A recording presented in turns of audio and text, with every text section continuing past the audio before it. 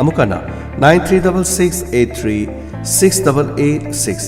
ꯍꯥꯏꯔꯤꯕ ꯅꯝꯕꯔ ꯑꯁꯤꯗ ꯀꯣꯜ ꯇꯧꯕꯤꯌꯨ꯫ ꯚꯤꯖꯟ ꯐꯥꯔꯃꯥꯁꯤ ꯀꯛꯆꯤꯡ ꯅꯤꯌꯔ ꯏꯃꯦꯖ ꯇꯤꯚꯤ ꯑꯣꯐꯤꯁ꯫ ꯅꯨꯡꯉꯥꯏꯔꯕ ꯄꯥꯎꯖꯦꯜ ITꯒꯤ ꯂꯝꯗ ꯃꯃꯤꯡ ꯂꯩꯔꯕ ꯖꯤꯉꯨ IT ꯋꯥꯔꯜꯗ ꯁ꯭ꯇꯣꯔ ꯊꯧꯕꯥꯜ ꯕꯖꯥꯔ ꯃꯈꯥ ꯂꯩꯇꯥꯟꯊꯦꯝ ꯑꯣꯇꯣ ꯄꯥꯔꯀꯤꯡ ꯃꯅꯥꯛ ꯍꯥꯏꯔꯤꯕ ꯃꯐꯝ ꯑꯁꯤꯗ ꯍꯥꯡꯕ ꯍꯧꯖꯔꯤ꯫ ꯄꯤꯖꯔꯤꯕ ꯁꯔꯚꯤꯁꯁꯤꯡꯗꯤ CCTV installation,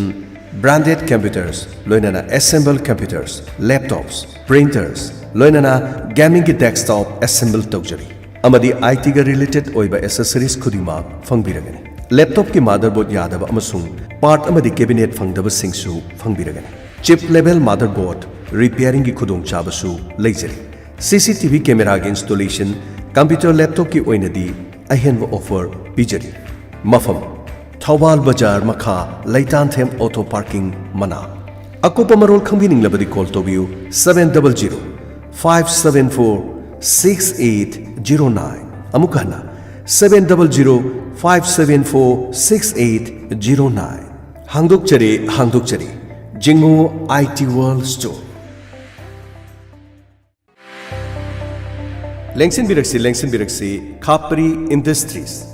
Tentha marungban amadi chingthangwa tainaba mafamda leijari. Yum sanananabagidama khwaidigi faraba stone dust. Isingna samdrabasu sijanaba yaraba. Khwaidigi faraba nikthokpagi mathau tadraba.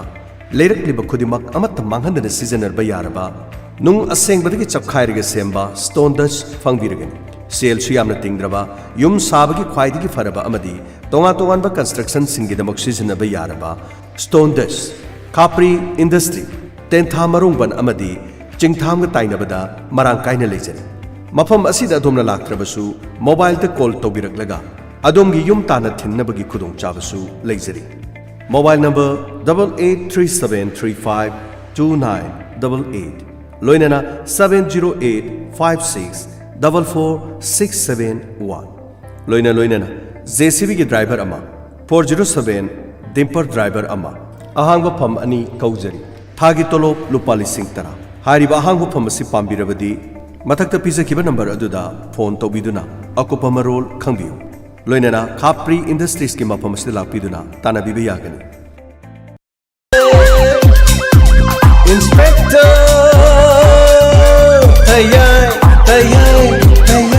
Ahan mamaktada Diamond Radio Channel ki Inspector Tayai tabiribisingu James Hagru jamna taramlok chobolene koknono khurumjari.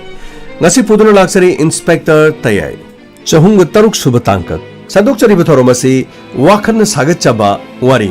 Hausi hingliba amadi laikhidraba kanagumbaga Karigumba hirama matada mari lene zide Masida mari lene haidana wakat lakpa tarabadi Aikona logjaba ngamjaro punchi sang hingbi ART saraga punchi nungsana sajen torga Chap chana aikoi normen mini hingliba sumna hingba yai Nakhoi yana habadudi Kidney fail oiba miga nakhoi ga changdam nabada nakhoi ni hena pai Diabetes naba BP naba mibudi nakhoi ni hena pai Karigi sonthari bano nakhoi na nakhoi gi oijaba kharagi damak nangni napuribagi drug pi na naba nakhoi gi saksa naba kharagi damak ta nakhoi na mi kaya gi punchi manghan bududi araba thabak mado matungda tobu yadi nakhoi gumba kaya gi tongan ba vocational training kaya tori ART saraga sajen torga nakhoi fajana nithijana rehabilitation center da legedabane aduga nakhoi matam purumak to nakhoi ngakthokna na bohona biyai matik chaba mi obi yai nakhoi na pot jonbagi mathau tade nakhoi de sari ba polam singa do mi khudimuk ta pibi yai yon bi yai hey nangi na mindu kari sir kanta masi purumak nangna narin panda badagi thokliban nangi na sa singa sinung sidro nangi na sa singa sinung sidro hey nakhoi aino ji pugodori bise jail da nate rehabilitation center da aduga nakhoi na sa singa se makhoi na tongan makhoi gi su phajana aikoi ne sinbigen mafam adu da nakhoi leiraba matungda lambi asida mohna laktana mohna ga dori aduga nakhoi afaba punchi marel amadi hingna mohna ga dori kari gi damta ninghanari laira babu mingonda taina ba yabro ai gi lebak tasu leibani hona ga dabani lan thengna ga dabani aikoi polokpa matamda lanmi amagumna polakhrabani landa thang haidraba chongdraba mi han anab honadraba mai thiba tabani nang na mi han abo honadraba landu mai pakna bo honadraba matam punumakta nang mai pakadorba oi pakro Pukalo, si pukalo. Sasi. May pa. Nahak su rehab center da layo. Aduga karim to ninga nagano. Laina asidi rai laina control to bungam. Pahan bangam drabasu laina asini henjelen da bangam. Ano ba punsi mariala mada. Mado lang na namhona gadaban. Punisher. Pare. Nang na matam sana khangalagtana. Laibak thiba thogdo kaya thokadaba sidagi kale. Adugo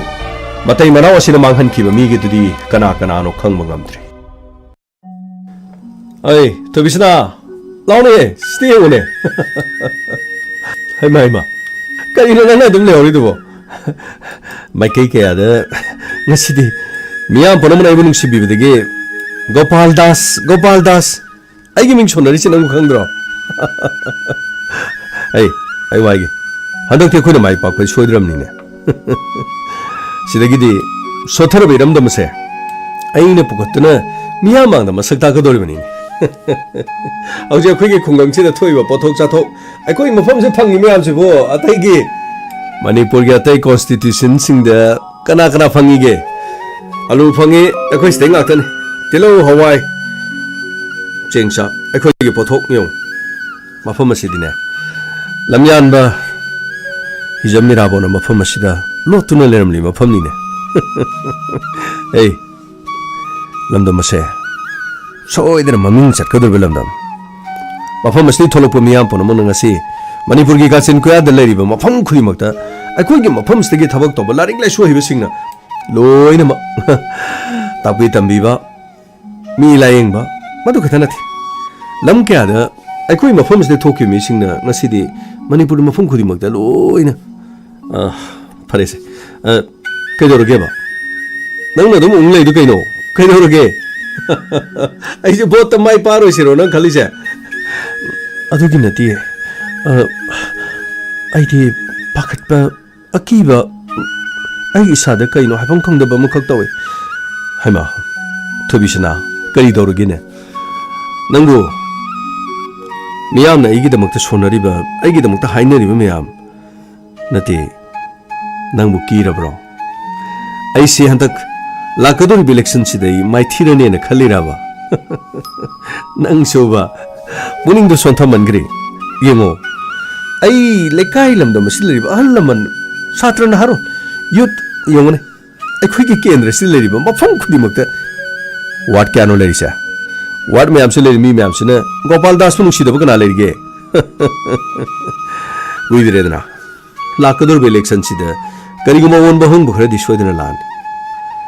aina lepko dori ba bot aina miyang ga mohona ga dori se ai mafam astig mai pakraga lan thum lepsin na ba isai shu singi aduga nakhoi gi dama mapalam dul lam legi da banati aina to ga dori se sothara ba igi ramdam sothara ba ai gi khungang mase makeup thoktuna ano ba male masida no ba lamje na ma yauna na ba gi dama afaba ngaktan ngasi lamdam masida gi mai pakraba miyang ni chingmani haiduna satkraba mioi kyan makhoina wasak lamba kya makhoina bhot ka khram matungda kariguma mata tawbang amti adugo aidi aduguma mi adunati aina wasak kiba made aina tawgani khangiba thabak singado praja miyam da thabak oina sinagani praja miyam da aina kadai phawba tawbung ami habdo madu mayek sengna utkadori bani ne thobisna moitamo adugi badi aina loina khangjaida aina kijari badi moitamo nane ten khaba matam asida miyam punama ki thabak thorong khodi makta yoksinduna miyam ge thamoi bujoi tawbasida aina khalamba aina thajaramba punamakta gi moitamo na punama ki thamoi joi tawduna ngasidi parhetamo aina pakhachari badine fattanungda thokadra aduga mini yengsindana akhuiba kai toy thokadra haibase aini yam pakhachari ba adugi wari de ko pangbi ai wa haige ta ngasi phawdi aina kana da sulalaktri dana nangna sukana gumba mata lalaktri nanga igana thamoi sengna asuk yamna sangsili bathawase mai paktrabadi paktraba haibatu kariguma mai thiyo ba targa so ꯀꯔꯤꯒꯨꯝꯕ ꯑꯃꯠꯇ ꯑꯩꯈꯣꯏꯅ ꯅꯥꯆꯨꯡꯂꯣꯏꯗꯕꯅꯤ ꯅꯪꯒ ꯑꯩꯒꯅ ꯃꯇꯤꯛ ꯆꯥꯗꯕꯗꯒꯤ ꯑꯩꯈꯣꯏ ꯃꯥꯏꯊꯤꯕ ꯍꯥꯏꯕꯗꯨ ꯑꯣꯏꯒꯗꯧꯔꯤꯕꯅꯤ ꯀꯔꯤꯒꯨꯝꯕ ꯃꯥꯏ ꯄꯥꯛꯂꯕꯗꯤ ꯊꯣꯏꯕꯤꯁꯅꯥ ꯂꯝꯗꯝ ꯑꯁꯤꯗ ꯁꯣꯠꯊꯔꯕ ꯇꯣꯜꯂ ꯇꯥꯔꯕ ꯑꯗꯨꯒ ꯂꯝꯕꯤ ꯊꯣꯡ ꯌꯥꯗ꯭ꯔꯤꯕ ꯃꯍꯩ ꯇꯝꯐꯝ ꯁꯪ ꯌꯥꯗ꯭ꯔꯤꯕ ꯑꯗꯨꯒ ꯃꯤꯌꯥꯝꯒꯤꯗꯃꯛꯇ ꯂꯩꯔꯤꯕ ꯍꯛꯁꯦꯜ ꯑꯅꯥ ꯂꯥꯌꯦꯡ ꯁꯪꯒꯤꯗꯃꯛ ꯈꯨꯗꯣꯡ ꯆꯥꯗ꯭ꯔꯤꯕ ꯄꯨꯝꯅꯃꯛ ꯌꯦꯡꯉꯨ ꯂꯝꯗꯝ ꯑꯁꯤꯗ ꯁꯨꯞꯅꯇꯪꯒꯤ ꯂꯨꯄꯥ ꯆꯅꯤ ꯈꯛ ꯐꯪꯕ ꯊꯥ ꯑꯃꯗ ꯌꯥꯝꯃꯁꯨ ꯅꯠꯇ꯭ꯔꯕ ꯁꯦꯅꯤꯌꯔ ꯁꯤꯇꯤꯖꯟꯁꯤꯡꯒꯤꯗꯃꯛ ꯄꯤꯔꯛꯂꯤꯕ ꯁꯦꯟꯐꯝꯁꯤꯡ ꯂꯝꯗꯝ ꯑꯁꯤꯗ ꯃꯇꯝ ꯆꯥꯅ ꯌꯧꯍꯟꯕ ꯉꯁꯤ ꯐꯥꯎꯕ ꯉꯝꯗ꯭ꯔꯤꯗꯅ ꯃꯔꯥꯏꯕꯛ ꯊꯤꯔꯕꯤ ꯂꯨꯈ꯭ꯔꯥꯕꯤ ꯀꯌꯥ ꯃꯋꯥ ꯃꯄꯨꯔꯣꯏꯕ ꯀꯥꯏꯅꯈ꯭ꯔꯕ ꯃꯇꯨꯡꯗ ꯂꯝꯗꯝ ꯑꯁꯤꯗ ꯀꯅꯥꯅ ꯀꯔꯤ ꯈꯨꯗꯣꯡꯆꯥꯕ ꯐꯪꯂꯤꯕꯒꯦ ꯃꯤꯃꯥꯟꯅꯗ꯭ꯔꯕ ꯂꯩꯔꯤꯕ ꯐꯤꯖꯤꯀꯦꯜꯂꯤ ꯆꯦꯂꯦꯟꯖ ꯂꯩꯔꯤꯕꯁꯤꯡ ꯑꯁꯤꯅ ꯉꯁꯤ ꯐꯥꯎꯕꯗ ꯃꯈꯣꯏꯅ ꯃꯈꯣꯏꯒꯤ ꯐꯪꯐꯝ ꯊꯣꯛꯄꯁꯤꯡ ꯑꯗꯣ ꯀꯔꯝꯕ ꯃꯇꯝꯗ ꯐꯪꯂꯤꯕꯒꯦ ꯌꯦꯡꯉꯣ ꯂꯝꯗꯝ ꯑꯁꯤꯗ ꯂꯩꯔꯤꯕ ꯐꯤꯖꯤꯀꯦꯜꯂꯤ ꯆꯦꯂꯦꯟꯖ ꯂꯩꯔꯤꯕ ꯃꯤ ꯃꯁꯤꯡ ꯀꯌꯥꯅꯣ ꯍꯧꯖꯤꯛ ꯈꯨꯗꯣꯡꯆꯥꯕ ꯐꯪꯂꯤꯕꯅ ꯀꯌꯥꯅꯣ ꯀꯅꯥꯅ ꯀꯔꯤꯗ ꯈꯟꯅꯔꯤꯕꯒꯦ ꯃꯁꯤ ꯈꯛꯇ ꯅꯠꯇꯦ ꯆꯦꯡꯌꯦꯟ ꯊꯥꯎꯌꯦꯟ ꯃꯤꯅ ꯉꯥꯡꯅꯔꯤꯕ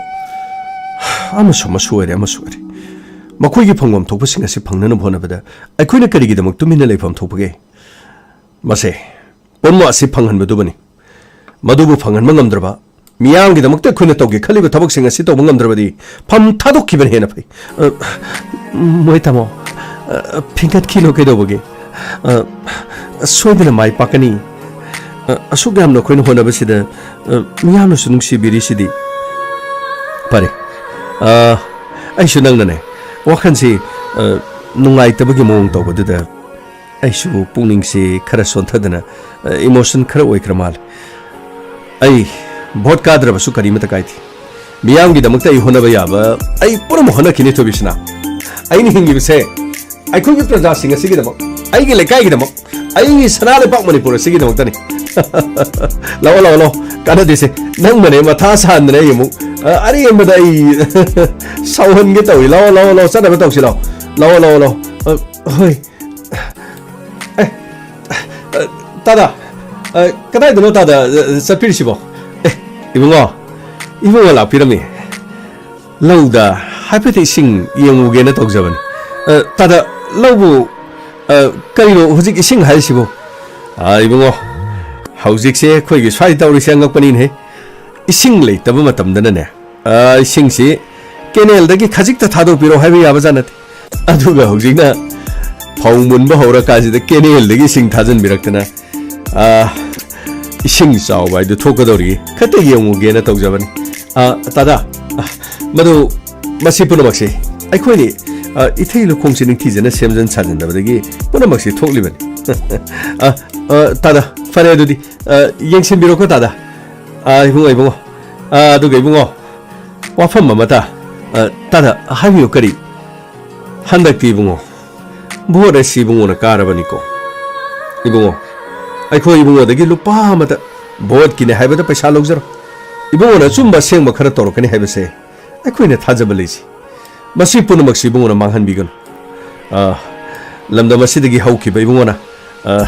ꯏꯝꯐꯥꯜ ꯂꯣꯝꯗ ꯍꯣꯡꯒꯠꯇꯨꯅ ꯂꯩꯈ꯭ꯔꯕꯁꯨ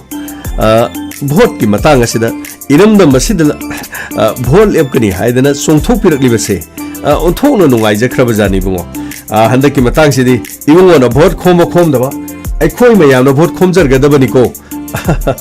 따다 소이드나 미양기 세바 또본 건뭐 의제기 이봉아 라오 토비시나 끊어놔 폰 돌이나 할로 어이 아이코이네 농원다 하이키브 센펌도 낭나 하우지 포보다 낭나 토위나 따라이네 로리므롱 가이노 나는 폴리스 그래 타질라 कमांडो खरा थाजला अखोगी नंबर द नंगना इन्वेस्टिगेशन तो हंदना सर्वेलेंस थमगा कोई क्वेश्चन छेना होने दो करीम खाना अखोई लेबाक्स की मत अचुम तो पामी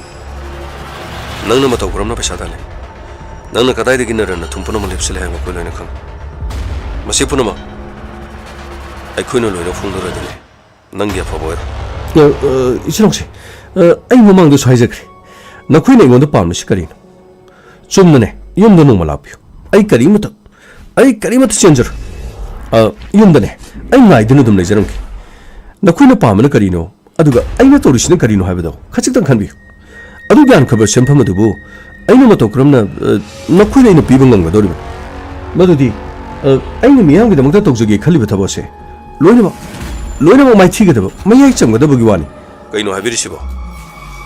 ꯑꯗꯣꯝꯅ ꯃꯤꯌꯥꯝꯒꯤꯗꯃꯛꯇ ꯚꯣꯠ ꯂꯦꯞꯄꯗꯣ ꯑꯩꯈꯣꯏꯅ ꯊꯤꯡꯈꯤꯕ꯭ꯔꯣ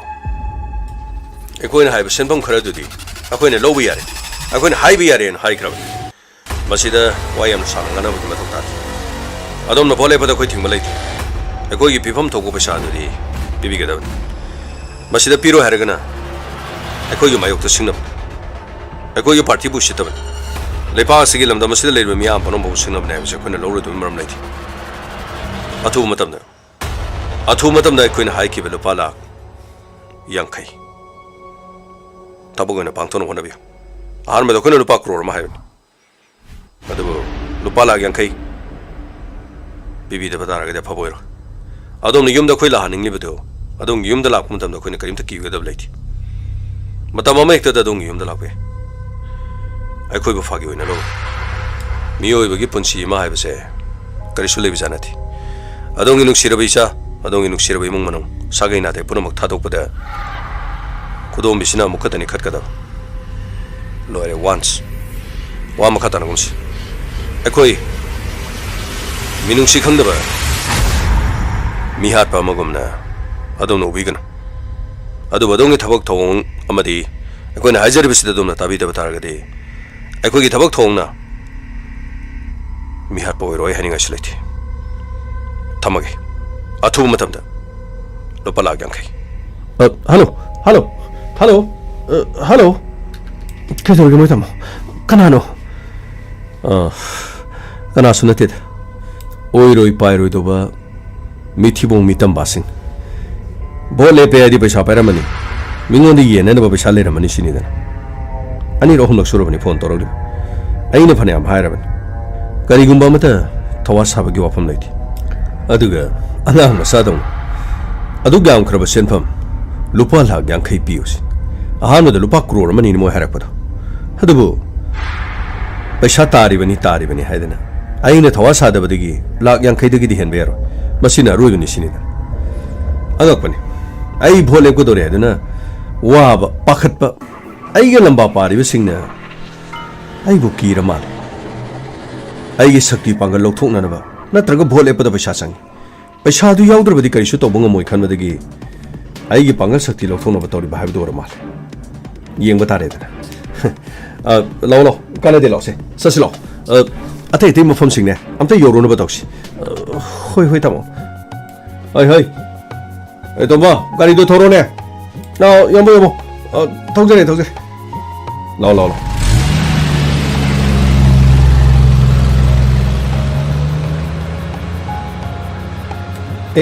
ꯂꯥꯛꯑꯦ ꯑꯩꯈꯣꯏ ꯇꯥꯃꯣ ꯒꯣꯄꯥꯜꯗꯥꯁ ꯂꯥꯛꯑꯦ ꯃꯌꯥꯝ ꯑꯝꯇ ꯆꯪꯖꯟꯕꯤꯔꯣ ꯃꯌꯥꯝ ꯇꯥꯃꯣꯕꯨ ꯇꯔꯥ ꯑꯝꯇ ꯎꯁꯦ ꯃꯌꯥꯝ ꯑꯝꯇ ꯆꯪꯖꯟꯕꯤꯔꯣ ꯍꯣꯏ ꯌꯥꯝ ꯅꯨꯡꯉꯥꯏꯖꯔꯦ ꯃꯌꯥꯝ ꯃꯐꯝ ꯑꯁꯤꯗ ꯂꯩꯕꯤꯔꯝꯕꯁꯤꯒꯤꯗꯃꯛ ꯍꯟꯗꯛꯀꯤ ꯂꯥꯛꯂꯤꯕ ꯏꯂꯦꯛꯁꯟ ꯑꯁꯤꯒꯤꯗꯃꯛꯇ ꯑꯩ ꯃꯤꯌꯥꯝꯒꯤꯗꯃꯛꯇ ꯁꯦꯕꯥ ꯇꯧꯖꯒꯦꯅ ꯑꯩꯅ ꯍꯥꯏꯐꯦꯠ ꯍꯧꯗꯣꯛꯆꯔꯨꯕꯗ ꯂꯝꯗꯝ ꯑꯁꯤꯒꯤ ꯃꯤꯌꯥꯝ ꯄꯨꯝꯅꯃꯛꯅ ꯑꯩꯕꯨ ꯁꯧꯒꯠꯄꯤꯔꯤꯕ ꯑꯩꯕꯨ ꯅꯨꯡꯁꯤꯕꯤꯔꯤꯕꯁꯦ ꯑꯩꯒꯤꯗꯤ ꯌꯥꯝꯅ ꯂꯥꯏꯕꯛ ꯐꯕꯅꯤ ꯑꯗꯨꯒ ꯑꯩꯗꯤ ꯍꯥꯏꯗꯣꯛꯈꯤꯕ ꯋꯥꯗꯤ ꯑꯩꯗꯤ ꯉꯥꯛꯇꯕ ꯇꯧꯖꯔꯣꯏ ꯑꯩ ꯂꯟ ꯊꯨꯝ ꯂꯦꯞꯅꯅꯕꯒꯤꯗꯃꯛ ꯑꯗꯨꯒ ꯑꯩꯒꯤ ꯑꯍꯦꯟꯕ ꯁꯝꯄꯇꯤ ꯄꯩꯁꯟꯅꯅꯕꯒꯤꯗꯃꯛ ꯑꯩ ꯏꯂꯦꯛꯁꯟꯁꯦ ꯑꯩ ꯈꯣꯡꯗꯥꯖꯔꯛꯄ ꯅꯠꯆꯗꯦ ꯑꯩ ꯂꯝꯗꯝ ꯑꯁꯤꯗ ꯆꯥꯎꯖꯔꯛꯄ ꯂꯧꯃꯤ ꯑꯃꯒꯤ ꯃꯆꯥꯅꯨꯄꯥꯅꯤ ꯑꯩꯒꯤ ꯄꯥꯕꯨꯡꯅ ꯑꯩꯕꯨ ꯏꯍꯩꯁꯤꯡ ꯅꯤꯡꯊꯤꯖꯅ ꯇꯝꯍꯜꯂꯕ ꯃꯇꯨꯡꯗ ꯑꯩ ꯃꯇꯤꯛ ꯆꯥꯕ ꯃꯤ ꯑꯃ ꯑꯣꯏꯅꯅꯕꯒꯤꯗꯃꯛ ꯑꯩꯒꯤ ꯄꯥꯕꯨꯡꯅ ꯍꯣꯠꯅꯕꯤꯔꯛꯈꯤ ꯑꯩ ꯃꯇꯝ ꯈꯔꯗꯤ ꯂꯝꯗꯝ ꯑꯁꯤ ꯊꯥꯗꯣꯛꯇꯨꯅ ꯑꯩ ꯏꯝꯐꯥꯜꯗ ꯂꯩꯔꯨꯔꯦ ꯑꯗꯨꯕꯨ ꯏꯝꯐꯥꯜꯗ ꯌꯨꯝ ꯂꯩꯔꯕꯁꯨ ꯃꯐꯝ ꯑꯁꯤꯃꯛꯇꯗ ꯑꯩꯒꯤ ꯄꯥꯕꯨꯡ ꯑꯃꯗꯤ ꯑꯩꯒꯤ ꯏꯃꯥ ꯑꯃꯗꯤ ꯑꯩꯒꯤ ꯁꯥꯒꯩ ꯅꯥꯇꯩ ꯄꯨꯝꯅꯃꯛꯁꯦ ꯃꯐꯝ ꯑꯁꯤꯗ ꯂꯩꯔꯤ ꯑꯩꯒꯤ ꯄꯣꯛꯅꯐꯝ ꯂꯝꯗꯝ ꯑꯩꯅ ꯑꯉꯥꯡ ꯑꯣꯏꯔꯤꯉꯩꯗ ꯆꯦꯟ ꯆꯣꯡꯗꯨꯅ ꯁꯥꯟꯅꯔꯛꯈꯤꯕ ꯑꯩꯒꯤ ꯃꯔꯨꯞ ꯃꯄꯥꯡ ꯑꯩꯒꯤ ꯅꯨꯡꯁꯤꯔꯕ ꯑꯩꯒꯤ ꯂꯝꯗꯝ ꯑꯁꯦ ꯑꯩꯅ ꯀꯩꯗꯧꯉꯩꯗ ꯀꯥꯎꯕ ꯂꯩꯖꯗꯦ ꯑꯩꯅ ꯃꯇꯝ ꯄꯨꯝꯅꯃꯛꯇ ꯂꯝꯗꯝ ꯑꯁꯤꯒꯤ ꯃꯤꯌꯥꯝ ꯑꯃꯗꯤ ꯑꯩꯈꯣꯏꯒꯤ ꯂꯝꯗꯝ ꯑꯁꯤꯒꯤ ꯁꯨꯕ ꯅꯣꯝꯕ ꯀꯜꯂꯤꯕ ꯊꯕꯛ ꯏꯪꯈꯥꯡꯗ ꯃꯇꯝ ꯄꯨꯝꯅꯃꯛꯇ ꯃꯥꯏ ꯑꯣꯟꯁꯤꯟꯗꯨꯅ ꯑꯩꯈꯣꯏꯒꯤ ꯂꯩꯔꯤꯕ ꯁꯅꯥ ꯂꯩꯄꯥꯛ ꯃꯅꯤꯄꯨꯔꯗꯗꯤ ꯑꯩꯈꯣꯏꯒꯤ ꯂꯝꯗꯝ ꯑꯁꯤꯗꯒꯤ ꯊꯣꯛꯄ ꯄꯣꯠꯊꯣꯛꯅ ꯃꯤꯌꯥꯝ ꯄꯨꯝꯅꯃꯛꯇ ꯍꯦꯟꯅ ꯆꯥꯅ ꯊꯛꯅꯕ ꯐꯪꯍꯜꯂꯤꯕ ꯑꯃꯗꯤ ꯇꯣꯉꯥꯟ ꯇꯣꯉꯥꯟꯕ ꯍꯤꯔꯝ ꯀꯌꯥꯗ ꯑꯩꯈꯣꯏꯒꯤ ꯂꯝꯗꯝ ꯑꯁꯤꯅ ꯐꯧꯊꯣꯛ ꯆꯥꯊꯣꯛ ꯄꯨꯝꯅꯃꯛꯇ ꯑꯩꯈꯣꯏꯅ ꯍꯦꯟꯗꯨꯅ ꯉꯁꯤ ꯐꯥꯎꯕꯗ ꯂꯥꯛꯂꯤ ꯑꯗꯨꯕꯨ ꯑꯩꯈꯣꯏꯒꯤ ꯂꯧꯃꯤꯁꯤꯡ ꯑꯁꯤꯒꯤꯗꯃꯛ ꯉꯁꯤ ꯐꯥꯎꯕꯗ ꯀꯅꯥꯅ ꯀꯔꯤ ꯇꯧꯕꯤꯈꯤꯕ ꯂꯩꯔꯕꯒꯦ ꯂꯧꯃꯤꯁꯤꯡꯒꯤ ꯀꯔꯤ ꯈꯨꯗꯣꯡꯆꯥꯕ ꯐꯪꯂꯕꯒꯦ ꯏꯊꯩ ꯂꯧꯈꯣꯡꯗ ꯌꯦꯡꯕꯤꯌꯨ ꯀꯔꯤ ꯇꯧꯔꯕꯒꯦ ꯑꯅꯥ ꯂꯥꯏꯌꯦꯡ ꯁꯪꯗ ꯌꯦꯡꯕꯤꯌꯨ ꯀꯔꯤ ꯇꯧꯔꯕꯒꯦ मफम असिदा लेरिबा ngasi फावबद डिस्ट्रिक्ट हॉस्पिटल अमत मतिक चाबा लेत्र अखोई प्राइवेट हॉस्पिटल मतम कुइना खोई कयाम कुइना खोई लायंग दुनो लेखिगन करिगी दमक तोंगा तोंगा में डिस्ट्रिक्ट सिंग असिगी दमतिक चाबा हॉस्पिटल अमा लेत्र ngasi जेनिम्स हाइने लेरिबा हॉस्पिटल असे मतम अमदा डिस्ट्रिक्ट अमगी हॉस्पिटल ने हाइदुनो लेरमलि अपग्रेड तौदुनो ngasi रिम्स का कंपेयर तौदुना अफब हॉस्पिटल अमा ओइनन बगी दमा ngasi खोंग थांगजलक्तना रिम्स अमदि जेनिम्स अनि मक्सी अमग अमग हेनदना लेरिबसि इम्फाल डिस्ट्रिक्ट खतन चौखलगा मणिपुर चौखटपनि हाइबा हाइगदोरिबा तोंगा तोंगा डिस्ट्रिक्ट सिंगदा मतिक चाबा डिस्ट्रिक्ट हॉस्पिटल अमम लेपम थु थौबालदा लेरिबा डिस्ट्रिक्ट हॉस्पिटल ngasi करी ओरिबगे मतम अमदा ओरमपात लेरिबा डिस्ट्रिक्ट हॉस्पिटल हाइना तोंगा तोंगा अरुबो ऑपरेशन क्या तौबदु ngasi थौबाल डिस्ट्रिक्ट हाइना लेरिबा मफमसिदा करी अरुबो ऑपरेशन तौदुना करंब मियोयमगी पुंसी कनखरबगे होय मसी कानादि हाइबदि यादि तौदि हाइबदि यादि मियोय खरगी साबोकपि खरगी दमक अंगांग उनफम अदुगा एक्सीडेंट थोरकदा मदुगी मतेंग पांगफम खरा ओइरबसु मसिना अरुबो कयादि ngasisu पांगथोक ngamdri कांग थांगम लेरिबा यंगसिनबिनबा लेत्रबा मपो पांदबगी मोंग लेरिबसे तसेनमक मसी अखोइगे लाइबक थिबे अखोइगे डिस्ट्रिक्ट असिगी तोंगा तोंगानबा थौबाल डिस्ट्रिक्ट त लेरिबा सुगुमना अखोइ डिस्ट्रिक्ट असिगी सो लेफम थोइ मणिपुर द लेरिबा डिस्ट्रिक्ट खुदिमकता तमदा लेबा खक्ता नथि चिंगदा लेरिबा डिस्ट्रिक्ट खुदिमकतासु अफा अफाबा हॉस्पिटल सिंग असे लेफम थोकलिबेन इम्फाल द खक्ता द पोमनमक लेरगा मणिपुर चखुटपनि हाइबदुदि यारो इम्फाल द लंबी थोंग फरगा मणिपुर द लंबी थोंग फरे हाइबदि यारो इम्फाल द मई फरगा पुनमक असे मणिपुर द मई नुंगाइरे हाइबसु यारो इम्फाल द साथोक पोथोक पुनमक फंगलगा लमदम असिदा पुनमक मणिपुर की काचिन क्यादा साथोक पुनमक फंगे हाइबदि मधु अरानबो ओइगनि चत्तुना लंबीदा खुंगंगदा माइकई कयादा वाब तारिबा चिंगदा मांदा पुनमकता मसिगी मफम कयादा चपिरगा कदाइदा करी अवाटपा लेरिबगे हाइबदु यंगसिलबा मतुंगदा मधुबु यंगसिनबा ngamba मियोइसिंग अदो मखोय अदो मतिक चाबा मियामगी मिहुत ओहेंद्र मणिपुरगी लुचिंगो सिंग ओइननबगी दमक मियाम पुनमनमगी दायित्वदो सिनफम थु आई मतिक चादरेदना आइंगोंदगी हेना मतिक चाबा खनबिगो अदुगा सेल थुंग खरा लौरगा अखोइगी राइट अखोइगी भोटिंग राइट असिबु नमसिंदना अखोइना कैदोंगैदा थमलोइदबनी अखोइ तसेनमक ngasiगी सखलबा मालेम असिगी लमजेन क्या तानरिबा लेबाक सिंग मनुंग ख्वाइदिगी सोथरबा लेबाक इंडिया हाइबदो ओरिबन इंडिया की फिबानुंग द पुलुबना अखोइ इसागी इनिंग तमजबा लेबाक अमो ओइरमलबसु ngasiदी मखोइगी फिबानुंग द पुलुबदगी अखोइसु मखोइगी मतौ तमदुना लेबाक असे अखोइसु मराइ चाइथबदि यावरि मखोइगे चप मानबा कल्चर अमदा मखोइगे चप मानबा सकलोन अमदा ngasi संगसिलंगली करिगिदमक अखोइना राजनीति द मियाम पुनमंगना अचा अथक खरगिदमक अरेम अखा खर फंगनबगिदमक अखोइना इसागी वोटिंग राइट करिगी योनगदोरिबनो अखोइना इसा इसागी अपाम्बा मिहुत खनगदबनी अखोइ इसा इसाना अपाम्बा मिहुत सिंग अदुगी मोंग मतौ अदु येंगलबा मतुंगदा लेबाक असिगी अफा अफाबा तोरकदबा सिंग अदु खलगा लमदम असिगी लुचिंगबो ओइननबगिदमक अखोइना इसाना राइट अदो लौफम थुइ मदुदी नतदना अखोइना ngasi करिगिदमक्ता लुपा लिसिंग अनि अहुम मरी मंगा लिसिंग तरा लौरगा अखोइना खुदोंग चाबदु सही मंगागी अखोइगी फंगफम तोप पुनमक सिनबा याब्रा आई मतिक चाद्रबसु आइबु सिंग थबियु मतिक चाबदी अदोमना खनबियु अदोमगी खुत्ता लेरबनी लमदम मसिगी लुचिंगबा खननबगिदमक अदोमना पैसागा अदोमगी भोटिंग राइट का खुसिनबिगन थगचरी नया पुनमक खुरुमजरी आई अतोप मफम अमसु ससगदब लेछ यामा अखोइगी मफम असिदने सिगी मफम से लेदि यामा लोइना सौगलबनी अतोप हानगे कारिबसिदि कनामतन सौगतप लेत्रबनी मसाना खंगजरबनी मागे हाइबबु मफम असिदा लेबा प्रजा मयाम सिगी लौ लोक्सनबा अदुगा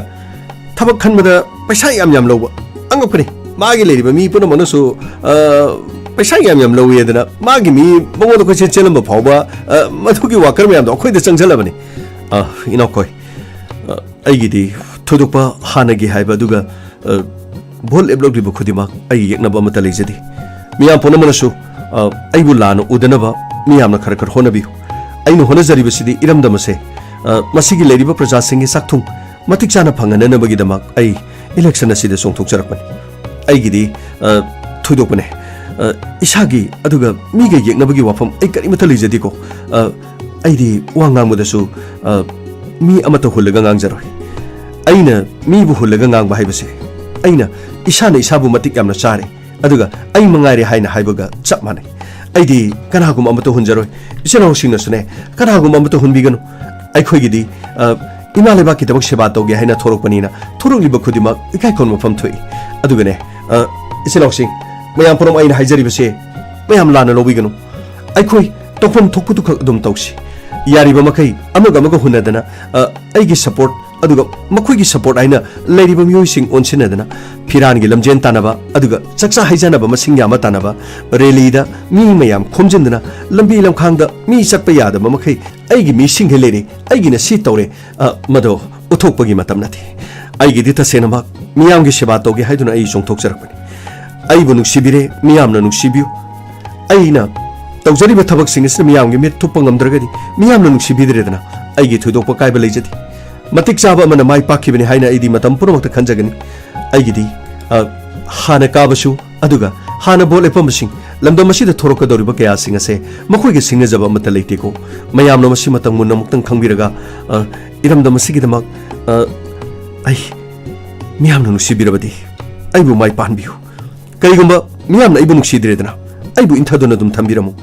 ai karisu saujaba leijati yama adum haibigini yama hadakisidi akoi yamana karbani mayam chumiko yamana hadakisidi soidana mai pani hajariba mayam kare hage chume hadakidi akoi yamana karbani yama gopal dasna hadakidi mai soidana pabare fare adudi ai mathange mu sasarugi ge ko pani yama lo angaksa gari thono batoro pani sir lo sasilo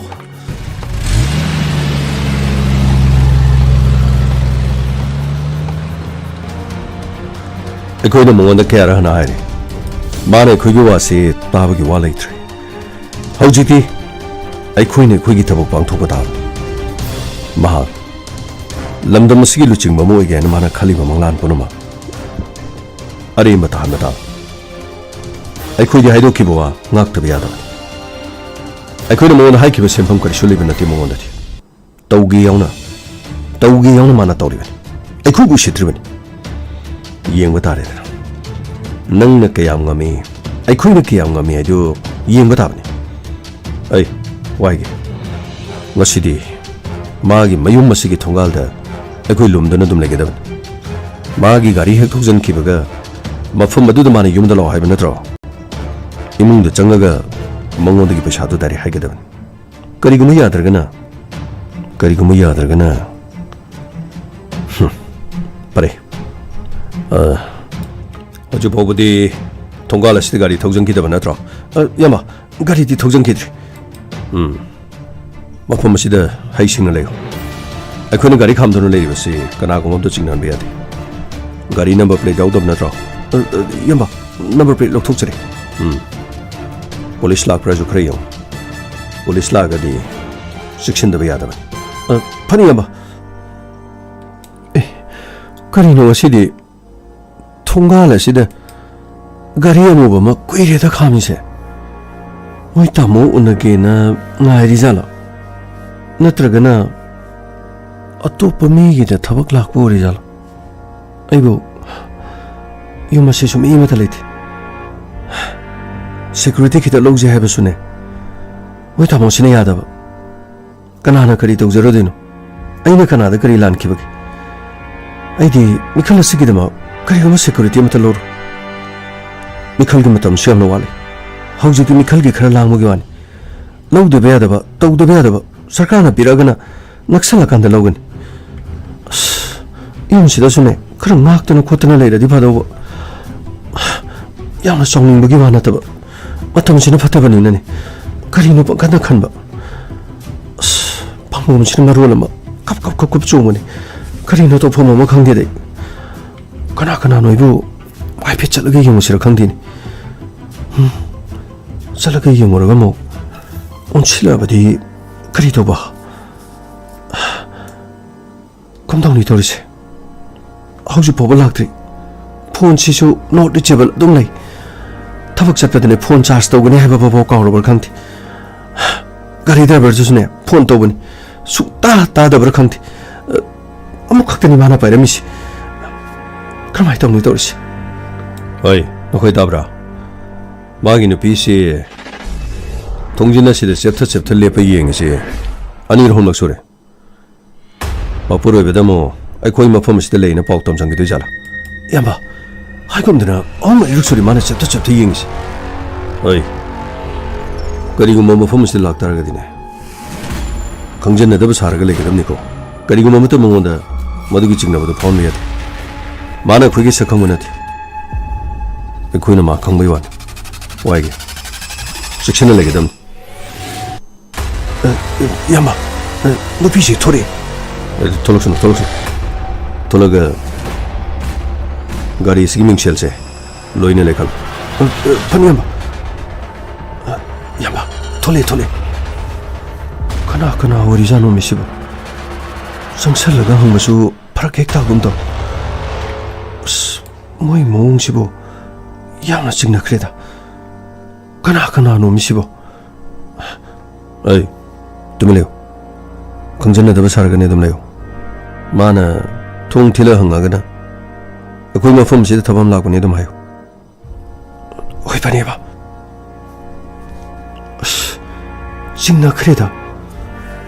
그리 어리자 놈이 시부. ꯑꯩꯅ ꯁꯨꯝ ꯌꯦꯡ ꯂꯩꯔꯗꯤ ꯀꯥꯟꯅꯗꯦ ꯑꯩ ꯑꯃꯨꯛ ꯆꯪꯂꯛꯈꯤ ꯃꯣꯏ ꯇꯥꯃꯣꯗꯣ ꯐꯠ ꯂꯥꯛꯁꯜꯂꯛꯇꯅꯅꯦ ꯂꯥꯛꯑꯒꯁꯨ ꯒꯦꯠ ꯑꯁꯦ ꯐꯠ ꯂꯣꯟꯁꯤꯟꯅꯅꯕ ꯑꯩ ꯑꯃꯨꯛꯇ ꯍꯣꯠꯅꯈꯤ ꯏꯌꯥꯝꯕ ꯆꯠꯈ꯭ꯔꯦ ꯀꯔꯤꯝꯇ ꯍꯥꯏꯔꯨꯅꯨ ꯃꯥ ꯑꯩꯈꯣꯏꯕꯨ ꯆꯤꯡꯅꯕ ꯈꯔꯗꯤ ꯂꯩ ꯃꯔꯝ ꯑꯁꯤꯅ ꯃꯐꯝ ꯑꯁꯤꯗ ꯃꯍꯥꯛ ꯂꯥꯛꯏ ꯏꯌꯥꯝꯕ ꯒꯥꯔꯤ ꯊꯧꯖꯤꯜꯂꯛꯈꯤ ꯑꯩ ꯊꯧꯖꯤꯜꯂꯣ ꯑꯩꯈꯣꯏ ꯒꯥꯔꯤꯁꯤ ꯊꯧꯖꯤꯜꯂꯣ 마이 게스트 겟 론선만 능드립니다. 사통전 통전 야.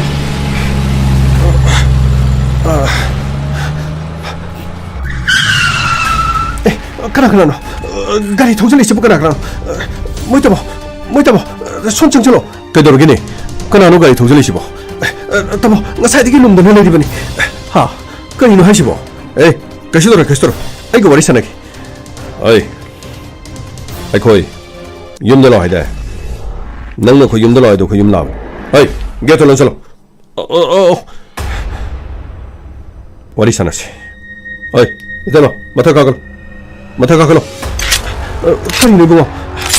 mata kakalo haibani ne pari sigari no khomro nongmai na tro yum mathakta kakapi angang singa pasan lebi komda bera kane tam 토비시나 까카노 크리노 토비시부 크리노 하이 드라이버 실어 하이 먹고지 본전 마찬지 비기잖아 아이디 크리쇼 하이 또밀리네 아이 거기 다방실로 이리 봐봐 폰 따비로 폴리스 빠비비로 먹고 본전로 하이 까이 나코도 필요 세, 너 쟤도 뒤집기 생겨.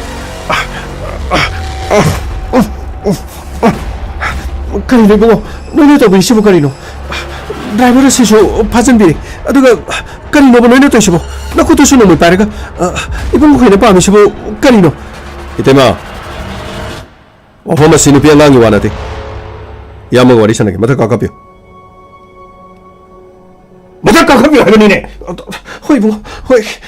토비시나 까클로 까리노 너 코이나 빠미시 까린 하비오 아이 코이나 빠마 이 너는 하나 하이크 너는 토이 와와이나 따다부기 와 아이 코이 이사기 오자버 티버미네 남도 마스기 적하는 너버기도 막 아이 코이기 프로 바스기도 막 송토로로바 시거나 아버기들어봐 더와이나 보타 비르가 남도 마스기도 막 까톡나게 하이나 송토로로바 란밍 아까네 अदुबो अखोना नोंद लुपा करोड़ मा हाइबदे नंगना पैसा यामने नंग याम तोखिदाइने लाई हरावबदा शो तोबो पैसा साइद अहलमन सोनबा नाबा मिसिंगदा पैसा याम पीदना कतना याम तोदाइने अदुगा लाई हरावबा लेकाइगी थबक थोरमदा फिल्म स्टार गा याम परक्ताइने फिल्म स्टार पोबुदना नंगना शो तोदना अखोइदि फिल्म स्टार खंगनरबनी lamda masigi lila yawu mi khangnaramni akhoi mangai re nang yam tawdaina inabu nakhoi na pami de kainu ngonda habiu karino nakhoi pami si kainu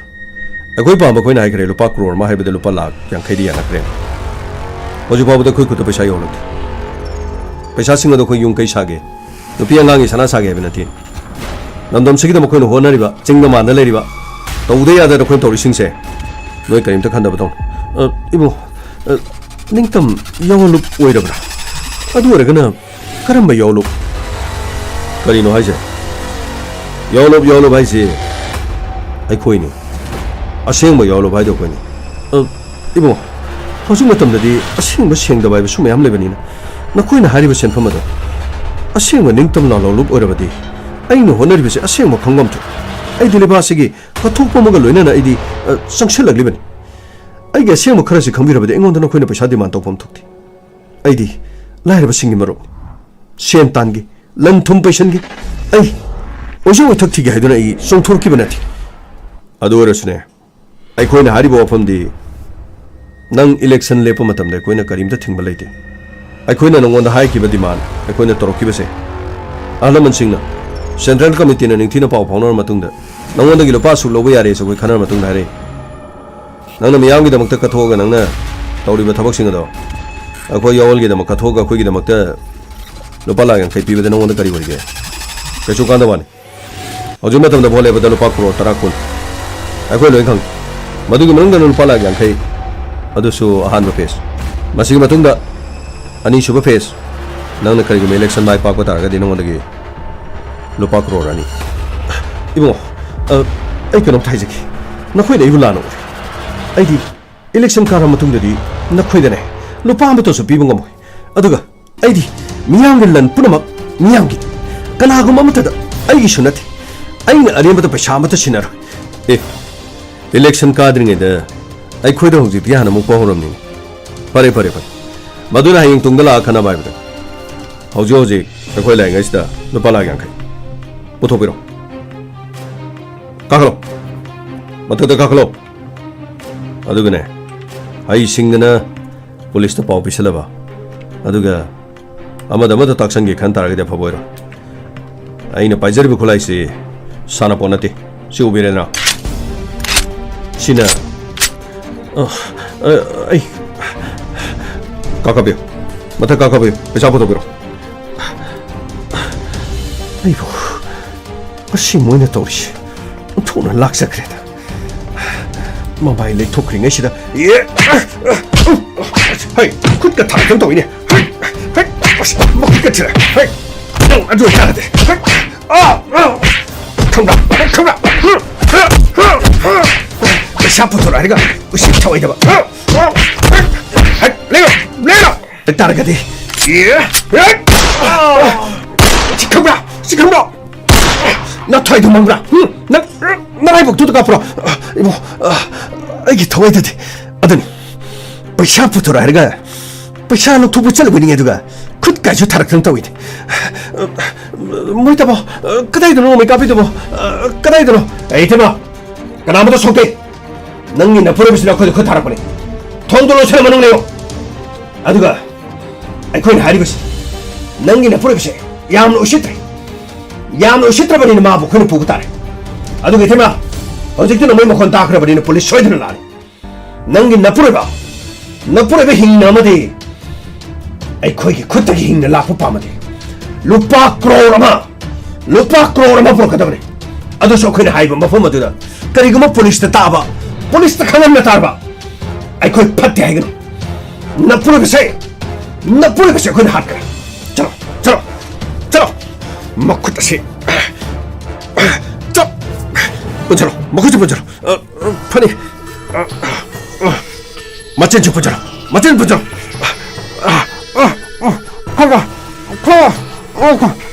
hey come here sir मुझे driver से दे hey driver ꯑꯩꯈꯣꯏ ꯆꯠꯈ꯭ꯔ ꯃꯇꯨꯡꯗ ꯄꯨꯂꯤꯁꯇ ꯄꯥꯎ ꯄꯤ ꯇꯥꯔꯕ ꯅꯊꯣꯏ ꯃꯥꯡꯒꯅꯤ ꯅꯪꯅ ꯄꯩꯁꯥꯗꯣ ꯑꯩꯈꯣꯏꯗ ꯊꯤꯜꯂꯛꯀꯗꯕꯅꯤ ꯄꯩꯁꯥ ꯀꯗꯥꯏꯗ ꯄꯨꯔꯛꯀꯅꯤ ꯑꯃꯗꯤ ꯃꯐꯝ ꯀꯗꯥꯏꯗ ꯃꯥꯒꯤ ꯅꯨꯄꯤꯗ ꯑꯩꯈꯣꯏꯅ ꯐꯣꯟ ꯇꯧꯔꯛꯀꯅꯤ ꯁꯤ ꯐꯣꯟꯁꯦ ꯄꯥꯏꯌꯨ ꯁꯤꯅ ꯅꯈꯣꯏꯒꯤ ꯒꯣꯄꯥꯜ ꯗꯥꯁꯀꯤ ꯐꯣꯟ ꯃꯥꯒꯤ ꯂꯣꯏꯅꯕꯤꯁꯤꯗ ꯄꯤꯌꯨ ꯑꯗꯨꯒ ꯄꯨꯂꯤꯁꯇ ꯇꯥꯛꯄ ꯇꯥꯔꯒꯗꯤ ꯅꯈꯣꯏꯒꯤ ꯕꯣꯁꯁꯤ ꯁꯤꯔꯦ ꯈꯪ गया तरबा चलो गाड़ी थरो चलो पनी अब चलो कर थरो पुलिस ला रहे तो चलो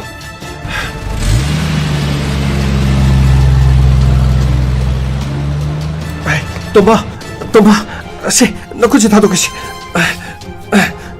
से न चिंता था तो 이때마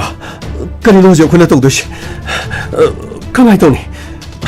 폴리스타수 딱 피해로 해 그리 돈이 이때마 내가 그리 돈도 나이바 또 보면서 강들 너무 깎이보기만 건도 하려버디 이는 응나 폴리스 스테이션 술래리면 뭐 쿠이쇼 락베 아주 바보디 까리면 달락티 방불라 타보기만 건이나 까리 칸 그러보는 강들 가만히 돈이 떨어지디 이때마 뭐이나 하리보 샤도고 이때마 루파 그야 먹노 뭐이나 하리도 이모 또 뭐 샤도 루파 락양 카이 헤르만 ꯆꯠꯂꯝꯗꯥꯏꯗꯨꯗ ꯂꯨꯄꯥ ꯀ꯭ꯔꯣꯔ ꯑꯃ ꯍꯥꯏꯔꯝꯂꯤꯕꯗꯨꯅꯤꯅꯦ ꯑꯗꯨ ꯀꯌꯥꯝꯕ ꯁꯦꯟꯐꯝ ꯑꯗꯨꯗꯤ ꯃꯊꯧ ꯀꯔꯝꯅ ꯑꯗꯨꯅꯤ ꯏꯕꯨꯡꯉꯣ ꯀꯔꯤꯅꯣ ꯇꯧꯒꯗꯕꯁꯤ ꯈꯪꯗ꯭ꯔꯦ ꯀꯔꯤꯅꯣ ꯃꯣꯏꯒꯤ ꯐꯣꯟ ꯂꯥꯛꯄ ꯉꯥꯏꯈꯤꯗ꯭ꯔꯥ ꯇꯣꯛꯐꯝ ꯑꯃ ꯈꯪꯗ꯭ꯔꯦ ꯇꯧꯔꯤꯁꯤ ꯄꯨꯂꯤꯁ ꯑꯃꯨꯛ ꯂꯥꯛꯑꯒꯅ ꯀꯔꯤ ꯑꯃꯨꯛ ꯍꯥꯏꯕ ꯑꯗꯨꯒ ꯀꯔꯤꯅꯣ ꯇꯧꯗꯣꯔꯤꯁꯤꯕꯣ ꯑꯩ ꯒ꯭ꯌꯥꯟꯒ ꯄꯨꯡꯃꯝ ꯑꯃ ꯌꯥꯎꯋꯦ ꯐꯣꯟ ꯂꯥꯛꯑꯦ ꯅꯈꯣꯏ ꯇꯥꯃꯣꯒꯤ ꯅꯝꯕꯔꯁꯤꯗ ꯐꯣꯟ ꯂꯥꯛꯑꯦ ꯍꯜꯂꯣ 이때마 ꯑꯩꯈꯣꯏꯅ ꯍꯥꯏꯈꯤꯕ ꯋꯥꯐꯝ ꯊꯕꯛꯇ ꯑꯣꯏꯅ ꯄꯥꯡꯊꯣꯛꯅ ꯍꯣꯠꯅꯕꯤ ꯂꯨꯄꯥ ꯂꯥꯛ 50 ꯄꯤꯌꯨ ꯌꯥꯗ꯭ꯔꯕꯅꯤꯅ ꯂꯨꯄꯥ ꯀ꯭ꯔꯣꯔ ꯑꯃ ꯄꯤ ꯇꯥꯔꯦ ꯌꯥꯝꯃꯁꯨ ꯌꯥꯝꯗ꯭ꯔꯁꯨ ꯍꯧꯖꯤꯛ ꯚꯣꯠꯀꯤꯅꯦꯅ ꯂꯨꯄꯥ ꯀ꯭ꯔꯣꯔ 13-15ꯗꯤ ꯂꯩꯔꯝꯒꯅꯤ ꯈꯜꯂꯦ ꯉꯁꯤꯒꯤ ꯑꯩꯈꯣꯏꯒꯤ ꯄ꯭ꯔꯖꯥꯁꯤꯡ ꯃꯈꯨꯠꯇ ꯂꯨꯄꯥ 2,000-3,000-4,000 ꯂꯧꯗ꯭ꯔꯒꯗꯤ ꯚꯣꯠ ꯊꯥꯗꯕ ꯍꯩꯇꯕ ꯄ꯭ꯔꯖꯥꯁꯤꯡ ꯉꯥꯛꯇꯅꯤ ꯃꯁꯤ ꯄꯨꯝꯅꯃꯛꯁꯦ ꯍꯪꯂꯥꯏꯒꯤ ꯂꯩꯉꯥꯛ ꯑꯩꯈꯣꯏꯅ ꯐꯤꯕꯥꯅꯨꯡꯗ ꯃꯈꯣꯏꯒ ꯄꯨꯜꯂꯨꯕꯗꯒꯤ ꯃꯈꯣꯏꯅ ꯑꯩꯈꯣꯏꯗ ꯆꯤꯟꯖꯥꯛ ꯑꯁꯤ ꯄꯤꯖꯕ ꯇꯝꯈꯤꯕꯅꯤ ꯑꯩꯈꯣꯏꯕꯨ ꯀꯪꯖꯥꯏ ꯐꯨꯖꯥꯏꯕ ꯑꯗꯨꯒꯨꯝꯕ ꯃꯤꯑꯣꯏꯁꯤꯡ ꯐꯨꯔꯨꯞ ꯑꯣꯏꯅꯅꯕꯒꯤꯗꯃꯛ ꯑꯩꯈꯣꯏꯕꯨ ꯃꯈꯟ ꯃꯈꯥ ꯀꯌꯥꯒꯤ ꯅꯤꯁꯥ ꯄꯤꯖꯗꯨꯅ ꯂꯥꯟꯖꯗ꯭ꯔꯕ ꯄꯪꯖꯈ꯭ꯔꯕ ꯄ꯭ꯔꯖꯥꯁꯤꯡꯗꯁꯨ ꯚꯣꯠꯄꯨ ꯄꯩꯁꯥꯒ ꯑꯣꯟꯅꯕ ꯃꯈꯣꯏꯅ ꯇꯝꯕꯤꯔꯤꯕꯅꯤ ꯃꯈꯣꯏꯗ ꯄꯩꯁꯥ ꯄꯤꯅꯅꯕꯗꯤ ꯁꯣꯏꯗꯅ ꯊꯝꯃꯒꯅꯤ ꯑꯩꯈꯣꯏꯁꯨ ꯆꯪꯁꯤꯜꯂꯤꯕ ꯈꯣꯡꯖꯪ ꯑꯁꯤ ꯄꯩꯁꯥ ꯌꯥꯎꯗꯕꯗꯤ ꯌꯥꯔꯣꯏ ꯄꯩꯁꯥꯗꯣ ꯑꯊꯨꯕ ꯃꯇꯝꯗ ꯄꯤꯅꯕ ꯍꯣꯠꯅꯒꯗꯕꯅꯤ 이봉아, 그다이들 너희는 पैसा 벌었고 되시고, 아두게 아무 पैसा도디 너희 다 모수 셋 그러면이나, 앵원데디 레이티, 앵원데 땅에 퍼드는 레이바 해보고, 컴전 다슬라가 락 망아 따라고뭐디 레이런거니. 대마, 아이코이는 마포마도 좀 하려거니. पैसा도 동살라가 좀 빠이비요. 락 망아 따라 해드는 거이다 가리엠나 비라거니. 가다이되기노 보톡비라가 루파 크로르마. 마시되기 엔바, 아이코이 마카타나 차가차가 망 빰티. ꯃꯐꯝ ꯀꯗꯥꯏꯋꯥꯏꯗ ꯄꯩꯁꯥꯗꯣ ꯄꯨꯔꯛꯀꯅꯤ ꯑꯩꯈꯣꯏ ꯁꯣꯏ ꯍꯥꯏꯔꯛꯀꯅꯤ ꯑꯗꯨꯒ ꯂꯨꯄꯥ ꯀ꯭ꯔꯣꯔ ꯑꯃꯗꯒꯤ ꯂꯨꯄꯥ ꯑꯃꯇꯪ ꯇꯥꯕ ꯇꯥꯔꯒꯗꯤ ꯑꯗꯣꯝꯒꯤ ꯏꯄꯨꯔꯣꯏꯕꯒꯤ ꯃꯁꯥ ꯅꯣꯡꯃꯩꯅ ꯀꯥꯞꯇ꯭ꯔꯤꯉꯩꯗ ꯊꯥꯡꯅ ꯃꯆꯦꯠ ꯂꯦꯝꯕꯒꯅꯤ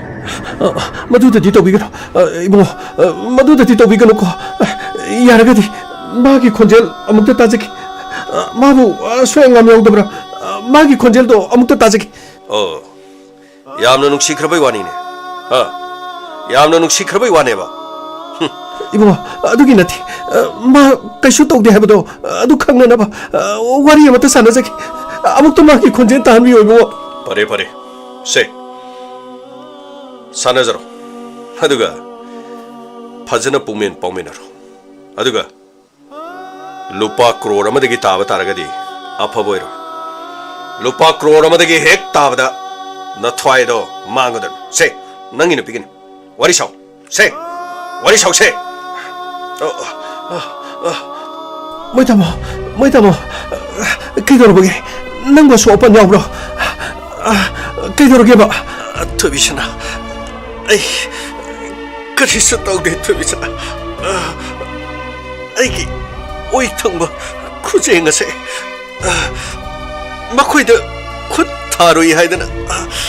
ꯃꯐꯝ ꯑꯁꯤ ꯌꯧꯕꯒ ꯊꯥꯡꯖꯧ ꯑꯃ ꯄꯥꯏꯔꯒ ꯈꯨꯅꯝ ꯑꯁꯤꯗꯒꯤ ꯌꯥꯟꯁꯤꯟꯕꯗꯒꯤ ꯈꯨꯠ ꯑꯁꯤ ꯀꯦꯟꯒꯗꯧꯔꯦ ꯀꯔꯤꯅꯣ ꯍꯥꯏꯔꯤꯁꯤꯕꯣ ꯑꯗꯨꯗꯤ ꯍꯤꯗꯥꯛ ꯂꯥꯡꯊꯛ ꯍꯥꯞꯇ꯭ꯔꯣ ꯀꯃꯥꯏ ꯇꯧꯔꯒꯦ ꯏꯁꯥ ꯄꯨꯝꯕꯗ ꯈꯨꯠꯇꯒꯤ ꯆꯦꯟꯊꯔꯛꯄ ꯏ ꯑꯁꯤꯅ ꯄꯨꯡꯂꯨꯞ ꯑꯗꯨꯕꯨ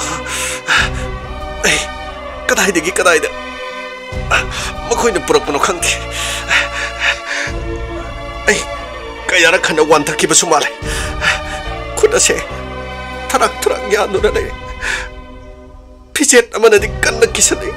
ꯑꯗꯨꯕꯨ ꯑꯩꯒꯤ ꯑꯔꯩꯕ ꯄꯩꯁꯥ ꯄꯨꯝꯅꯃꯛ ꯈꯣꯝꯖꯤꯜꯂꯒ ꯅꯪ ꯄꯨꯔꯛꯅꯕ ꯍꯣꯠꯅꯧ ꯃꯣꯏ ꯇꯥꯃꯣ ꯑꯩꯉꯣꯟꯗꯗꯤ ꯄꯩꯁꯥ ꯑꯣꯏꯅ ꯑꯗꯨꯛ ꯌꯥꯝꯕ ꯁꯦꯟꯐꯝꯗꯤ ꯂꯩꯔꯝꯃꯣꯏ ꯀꯗꯥꯏꯗꯒꯤ ꯂꯨꯄꯥ ꯀ꯭ꯔꯣꯔ ꯑꯃ ꯂꯧꯔꯒꯅꯤ ꯊꯣꯏꯕꯤꯁꯅꯥ ꯁꯦꯜ ꯑꯣꯏꯅ ꯑꯔꯩꯕ ꯈꯔ ꯍꯥꯟꯅꯒꯤ ꯑꯣꯏꯔꯕꯁꯨ ꯈꯔ ꯄꯤꯗꯕ ꯌꯥꯗꯦ ꯍꯥꯏꯗꯅ ꯅꯪ ꯇꯥꯁꯜꯂꯒ ꯁꯅꯥ ꯂꯨꯄꯥ ꯄꯨꯝꯅꯃꯛ ꯀꯥꯏꯊꯣꯛꯂꯒ ꯄꯤꯅꯕ ꯍꯣꯠꯅꯧ ꯑꯗꯨꯒ ꯋꯥꯐꯝ ꯑꯁꯦ ꯄꯨꯂꯤꯁꯇ ꯇꯥꯛꯂꯒꯅ ꯄꯨꯂꯤꯁꯇ ꯇꯥꯛꯂꯕꯗꯤ ꯁꯣꯏꯗꯅꯃꯛꯀꯤ ꯃꯈꯣꯏꯅ ꯑꯩꯒꯤ ꯄꯨꯟꯁꯤ ꯂꯣꯏꯁꯤꯟꯈꯤꯕ ꯌꯥꯏ ꯅꯪꯅ ꯑꯊꯨꯕ ꯃꯇꯝꯗ ꯄꯩꯁꯥ ꯄꯨꯔꯛꯅꯕ ꯍꯣꯠꯅꯧ ꯌꯥꯔꯦ ꯌꯥꯔꯦ ꯊꯥꯗꯣ ꯌꯥꯔꯦ ꯑꯩ ꯏꯇꯩꯃ ꯄꯩꯁꯥꯗꯣ ꯑꯊꯨꯕ ꯃꯇꯝꯗ ꯌꯧꯅꯕ ꯍꯣꯠꯅꯧ ꯑꯗꯨꯒ ꯅꯄꯨꯔꯣꯏꯕ ꯍꯤꯡꯅ ꯌꯨꯝꯗ ꯍꯜꯂꯛꯅꯤꯡꯕ ꯄꯥꯝꯃꯗꯤ ꯄꯩꯁꯥꯗꯣ ꯄꯤꯅꯕ ꯍꯣꯠꯅꯧ ꯑꯩꯈꯣꯏ ꯃꯤ ꯍꯥꯠꯄ ꯅꯠꯇꯦ ꯂꯨꯇꯔ ꯍꯨꯔꯥꯟꯕꯁꯨ ꯅꯠꯇꯦ ꯍꯥꯏꯐꯝ ꯊꯣꯛꯏ ꯇꯧꯐꯝ ꯊꯣꯛꯏ ꯍꯥꯏꯗꯅ ꯑꯩꯈꯣꯏꯅ ꯍꯥꯏꯕꯒꯤ ꯋꯥꯅꯤ ꯑꯗꯨꯒ ꯑꯩꯈꯣꯏꯕꯨ ꯐꯠꯇꯅꯁꯨ ꯎꯒꯅꯨ ꯃꯥꯅ ꯑꯩꯈꯣꯏꯒꯤ ꯊꯛꯇ ꯈꯨꯠ ꯊꯥꯈꯤꯕꯗꯨꯒꯤ ꯃꯈꯨꯠ ꯑꯁꯤ ꯊꯥꯡꯅ ꯈꯖꯤꯛ ꯂꯦꯟꯕꯒꯤ ꯋꯥꯅꯤ ꯃꯥꯒꯤ ꯄꯨꯟꯁꯤ ꯀꯔꯤꯁꯨ ꯇꯧꯗꯦ ꯃꯈꯨꯠ ꯑꯁꯤ ꯑꯩꯈꯣꯏꯅ ꯐꯤ ꯑꯃꯅ ꯀꯤꯁꯟꯗꯨꯅ ꯊꯝꯃꯤ ꯑꯊꯨꯕ ꯃꯇꯝꯗ ꯏꯇꯩꯃꯅ ꯄꯩꯁꯥ ꯑꯗꯨ ꯑꯩꯈꯣꯏꯗ ꯌꯧꯍꯜꯂꯕꯗꯤ ꯌꯦꯠ ꯊꯪꯕ ꯃꯈꯨꯠ ꯑꯁꯤ ꯑꯩꯈꯣꯏꯅ ꯀꯛꯇ꯭ꯔꯤꯉꯩꯗ ꯏꯇꯩꯃꯅ ꯁꯦꯟ ꯑꯗꯨ ꯌꯧꯍꯜꯂꯛꯀꯅꯤ ꯈꯪꯉꯤ ꯃꯐꯝ ꯃꯇꯝ ꯑꯩꯈꯣꯏꯅ ꯍꯥꯏꯔꯛꯀꯅꯤ ꯑꯗꯨꯒ ꯏꯇꯩꯃꯅ ꯀꯥꯎꯕꯤꯔꯣꯏꯗꯕꯗꯤ ꯄꯨꯂꯤꯁꯇ ꯇꯥꯛꯂꯕꯗꯤ ꯅꯄꯨꯔꯣꯏꯕ ꯁꯤꯔꯦ 이모 पैसा도 ꯑꯩ ꯈꯣꯝꯖꯟ ꯗꯥꯁꯜꯂꯒꯅꯦ पैसा도 ꯂꯪꯖꯟꯒꯦ ꯑꯗꯨꯒ ꯍꯧꯖꯤꯛꯀꯤꯗꯤ ꯑꯗꯨꯛ ꯌꯥꯝꯕ ꯂꯨꯄꯥ ꯀ꯭ꯔꯣꯔ ꯑꯃꯗꯤ ꯑꯩꯈꯣꯏꯗ ꯂꯩꯇꯦ ꯂꯧꯁꯤꯡ ꯌꯣꯟꯕꯒꯤ ꯃꯤꯅ ꯂꯩꯕꯒꯤ ꯍꯥꯏꯕ ꯃꯇꯝ ꯑꯃꯁꯨ ꯂꯩꯒꯅꯤ ꯑꯩꯈꯣꯏ ꯌꯣꯟꯕꯅꯤ ꯈꯪꯗꯦ ꯀꯔꯤꯅꯤ ꯈꯪꯗꯦ ꯇꯥꯁꯟꯅꯅꯕ ꯍꯣꯠꯅꯒꯦ ꯃꯇꯝ ꯈꯤꯇ ꯄꯤꯕꯤꯌꯨ ꯃꯥꯒꯤ ꯃꯁꯥꯗꯣ ꯅꯈꯣꯏꯅ ꯊꯥꯡꯅ ꯂꯦꯜꯂꯤꯕꯗꯨ ꯀꯔꯤꯒꯤꯅꯣ ꯃꯥꯒꯤ ꯃꯁꯥꯗꯣ ꯃꯈꯨꯠꯇꯨ ꯁꯣꯛꯑꯦ ꯍꯥꯏꯕꯗꯣ ꯍꯤꯗꯥꯛ ꯂꯥꯡꯊꯛ ꯀꯥꯞꯄꯒ ꯈꯖꯤꯛꯇꯪ ꯐꯣꯠꯄ ꯈꯣꯠꯄ ꯇꯧꯕꯤꯌꯣ कदाइदरो खित येंबियो आई पैसादो लंचननबो होनजगे इतेबा अखोइबो फागी ओइना खनगनो मतम सांगदोकलगा अखोइबो अवाफमदा ताननबो सिनगनो अखोइ इसाबो ममल लेतबा मी नथि अखोइना हारिबो वाफमसि नखोइना यादबा तारगदि नपुरोइबो हालगा हुंदोकलमलगा पैसा फंगबो फंगदबा अखोइ चिंगदमु कारगा सटखिबा ताबने मांगजगदोरबेसे कनानो खलो मांगजगदोरबेसे अखोइ नते नहा नंगी नपुरोइबा मांगखिबदा कनाना मांगने हेबदो खलो कदाइदगिनो पुगेरा लंगेरा नखोइना सिलगा लुपा क्रोर मा अदुगा पुलिस तालबा अफबा ओइरोय इबो ताबिब्रा इबो हेलो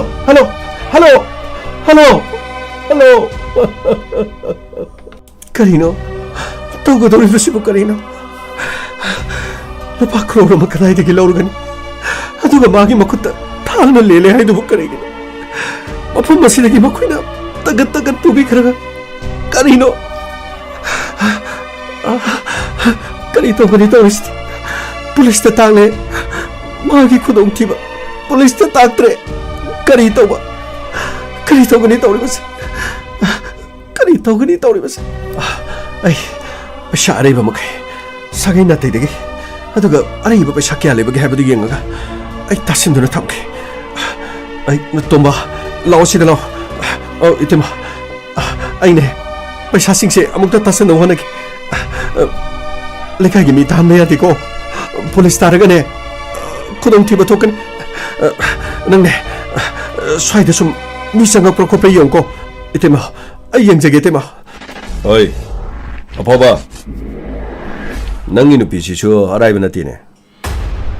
लुपा क्रोर अमबु लांगसन मंगमदेनि नखोइ नतै ननौना भोले कनि अंतोइसिबु नखुत लुपा क्रोर मो पाइद्रो हौजिकी मतमसिदा सादौगी थक्तौगी नीदौगी मयुमदा भोट लाय हाबदा मयुमदा चाक हाप्तबा मी याम लेरमनि ओइजौ ओइथक बाउंडेड वर्कर खंगब्रा हिरम खुदिमुक्ता चन्नबा अरे मपा खर खुल्लगा सारगा ओइजौ ओइथक खर फंगलबदि हाइदना कोइ चेन एमएलए की मतुंग क्वीन इनबा एमएलए की मथी मकुम खर चारगा लेबदो अदुगुमा बाउंडेड वर्कर मया पैसा लौगदबि पाथोरपदा अदुगा डिपोजिट वर्कर खरा नंगिदि डिपोजिट वर्कर लेत्रो थबक तौजगे नसाना सुसिंग हयेंग एसआई ओइननबा नर्स ओइननबा ओजा ओइननबा अहांग डिपार्टमेंट सिंग दा थबक संगनबगी पैसा पिसलग लेबे डिपोजिट वर्कर लेत्रने हे अयिदे अदुगुम्बा अमत्थ लेजदे गाइन ꯑꯗꯨꯗꯤ ꯄ꯭ꯔꯣꯐꯤꯠ ꯋꯥꯀꯔꯗꯤ ꯂꯩꯇ꯭ꯔꯣ ꯅꯪꯒꯤꯗꯃꯛꯇ ꯊꯤꯀꯥ ꯇꯧꯖꯒꯦ ꯊꯤꯀꯥ MLAꯒꯤ ꯃꯇꯨꯡꯗ ꯄꯣꯏꯟ ꯏꯅꯔꯤꯕ ꯊꯤꯀꯥ ꯂꯧꯖꯒꯦ ꯍꯌꯦꯡ ꯃꯥꯅ ꯚꯣꯠ ꯀꯥꯔꯒ ꯊꯤꯀꯥ ꯇꯧꯅꯅꯕ ꯊꯣꯡ ꯁꯥꯕꯗ ꯂꯩꯉꯣꯏ ꯈꯤꯇꯪ ꯍꯥꯞꯄꯒ ꯄꯦꯄꯥ ꯑꯗꯩꯗꯤ ꯐꯦꯗ꯭ꯔꯦ ꯅꯤꯡꯒꯥꯏꯕ ꯂꯝꯕꯤ ꯁꯦꯝꯃꯒꯁꯨ ꯀꯣꯏꯂꯥꯗꯣ ꯑꯗꯨꯏ ꯃꯊꯛꯇ ꯅꯥꯄꯤ ꯍꯧꯖꯟꯒꯗꯣꯏꯕ ꯄ꯭ꯔꯣꯐꯤꯠ ꯋꯥꯀꯔ ꯂꯩꯇ꯭ꯔꯅꯦ ꯅꯪꯒꯤ ꯄ꯭ꯔꯣꯐꯤꯠ ꯋꯥꯀꯔ ꯂꯩꯔꯝꯒꯅꯤꯗ ꯅꯣꯏ ꯃꯌꯥꯝꯗꯣ ꯈꯣꯝꯖꯜꯂꯒ ꯇꯥꯁꯜꯂꯒ ꯅꯪꯒꯤꯗꯃꯛꯇ ꯂꯨꯄꯥ ꯀ꯭ꯔꯣꯔ ꯑꯃ ꯄꯨꯊꯣꯛꯄ ꯉꯝꯗꯕꯗꯤ ꯅꯪꯅ ꯏꯂꯦꯛꯁꯟ ꯂꯦꯞꯀꯅꯤ ꯇꯧꯏꯁꯤ ꯀꯔꯤ ꯇꯧꯔꯤꯕ ꯀꯔꯤ ꯇꯧꯔꯤꯅꯣꯕ ꯅꯃꯥꯏꯗꯨꯕꯨ ꯏꯀꯥꯏꯗ꯭ꯔꯅꯦ ꯍꯧꯖꯤꯛ ꯃꯇꯝꯗ ꯄꯩꯁꯥ ꯑꯝꯇ ꯄꯥꯏꯗꯅ ꯚꯣꯠ ꯂꯦꯞꯀꯅꯤ ꯆꯣꯡꯊꯣꯔꯛꯏꯗꯣ ꯅꯃꯥꯏ ꯏꯀꯥꯏꯗ꯭ꯔꯣ ꯑꯩ ꯚꯣꯠ ꯂꯦꯞꯇ꯭ꯔꯤꯉꯩꯗ ꯅꯪꯒꯤ ꯍꯥꯟꯅ ꯀꯔꯤ ꯁꯦꯝꯒꯅꯤ ꯈꯪꯕ꯭ꯔꯣ ꯍꯧꯖꯤꯛ ꯑꯩꯅ ꯍꯥꯏꯗꯣ ꯕꯥꯎꯟꯗꯦꯠ ꯋꯥꯀꯔ ꯅꯪꯒꯤ ꯂꯩꯕ ꯇꯉꯥꯏ ꯐꯗꯦ ꯄ꯭ꯔꯣꯐꯤꯠ ꯋꯥꯀꯔ ꯅꯪꯒꯤ ꯂꯩꯇꯕ तंगाई फदे अदुगा डिपोजिट वाकर नंगी लेगेदब अहुमजी लेत्रदि नंग भोट कारोय मरमदि लमदम मसिदा लेरिबा मिसिंग असदि मसागे ओइजक ओइथक येंबा मिंगोदगी सेलगा लौरगा शाबा ngamba mi ado अदुगुंबा कया नंगी दमक्ता वाकर ओइना लेबा तंगाई फदे अदु नत्रबदि भोट कार नंगना थमोय सेंगलिबनि गाना तौरिदोदि लमदम मसिदा नंगुमना थमोय सेंगबा मिदि कनासु लेसु लेतना नंगा मोइगा ग्रह मानरुई सानरुई हौजिक ग्रह मानब तंगाई फदे नंगोदगिसु मखोइना सेतना लौरगा चाबा ngamba नंगनासु ओनसलगा मखोइदगी सेटलगा लौरगा चाबा ngamba अमखक चंगी अदु नत्रदि भोट कारोय लुपा क्रोर मा नंगोंदा खोइना हाइबदा लुपा लाख यांखैदि गाना लुपा लाख यांखैदु कोपिरबदि सिथोकिद्रो नखुत्तु हजिकति थराक थराक यालेदो नखुत्तुना सइंगोंदा खुत थागे गायना नयुमदा लेरिङेदा करि थय हाइदे हे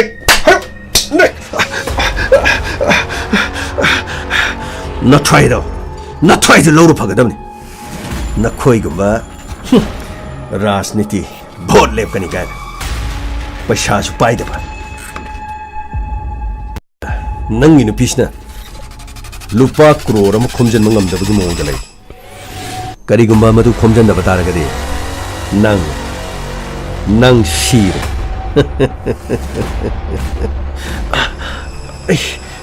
अयु थादोपिया नखोइना पामा सेमफमदो अय लोइना सुना पिके थोबिसनाना अदु यामा सेमफमदो खोमजन मंगमलय अय खोमजन तासिलगा पैसा सिंगदो अय पिरंगना बोहनगी करि अखोइना हाइबा मतमददि नंगना ताद्रगा हौजि नंगना हाइबदि खोइना तागद्रा से चा ग्लास मा थौसे चाकती पैसा यौरक्त्रिबा फावबा पिजर चा गिलास मा थौ से थौ ने से थौ हरगा ममाइसिदा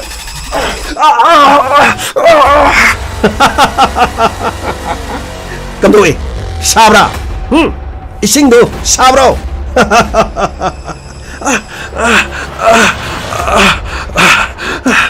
अदुनी नखुत येत अदो ngasiगी नुमित पैसा यौरक्त्रबदि नखुत येत अदसो थांगना लेंथक्कदोरबे नंगी नुपी असि फोन तौदनी येंगे पैसा लांगसिलब्रा हाइबदि येंगे लांगसिनदब तारबदि हेलो हाइबियो पैसा लांगसिलमगनि हाइना खाले रुपा क्या लेरबगे हौजिकति लांगसिनदा सुंगतंगी लुपा लाख कुंदि लेरे करी लुपा लाख कुन अदुदि नपुरोइब नुंसिद्रे सिनिने नपुरोइबगी थवाइगा ओनबदा लुपा लाख कुन खक अदुगा इलेक्शन लेपकने हाइना सुतौरि करिमतो उपाय लेजत्रे महाक लेरबदिने पुनमक्सि सिनबा यागदबनि महाकना लोइना मदुगी एरेन्ज तौगदबनि आइदि यामना वाना मरि मतादगी खोमजनजरगा सना लुपा काइथोकजरगनि फरे अदुदि पैसा दु सुद्रबदि नपुरोइबदि थादो अदुबो लुपा लाख कुनदो आई लंबी तालक ऑटो अमा तोंगदुना नंग लाव अदुगा बारुनी सिंखोंग लोमदा सुमक लाखदबनि मफम अदु यौबगा ꯑꯩꯅ ꯐꯣꯟ ꯁꯣꯏꯗꯅ ꯇꯧꯔꯛꯀꯅꯤ ꯅꯪꯒꯤ ꯅꯄꯨꯔꯣꯏꯕ ꯃꯐꯝ ꯑꯗꯨꯗ ꯂꯩꯇꯦ ꯃꯁꯤꯃ ꯅꯪꯅ ꯈꯪꯒꯗꯕꯅꯤ ꯃꯐꯝ ꯑꯗꯨꯗ ꯑꯩꯈꯣꯏꯒꯤ ꯃꯤ ꯑꯃ ꯅꯨꯄꯤ ꯑꯃ ꯊꯣꯔꯛꯀꯅꯤ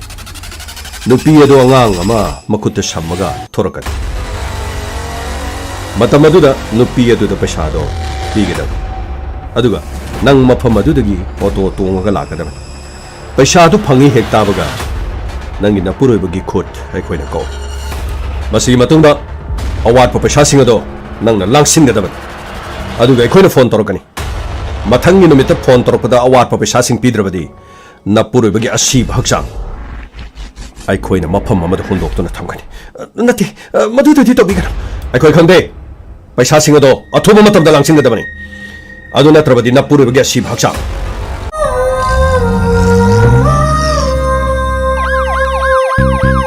ꯂꯥꯛꯂꯦ ꯂꯥꯛꯂꯦ Inspector Tayay Tayay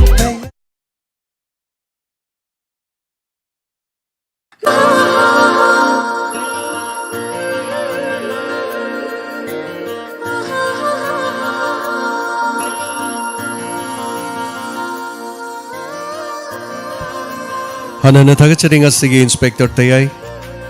Sahunga sumna taruk suba tangkak tabiribasing ngasigi tangkak kasi tabiraga dongi thamoida kari phawibagi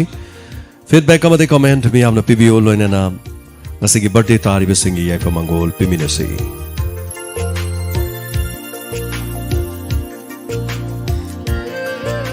Zerin Yumnam son of Y Saken loinana Y Nganbi Sagolban Langjing Achoba many happy returns of the day nungairaba dongi paunomit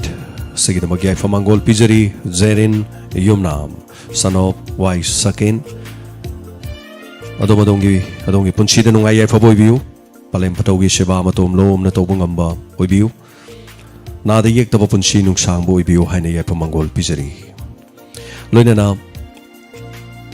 birthday gi pibirakpa matamda Diamond Radio da birthday gi photo thabirakpa matamda aikhoida hana soidan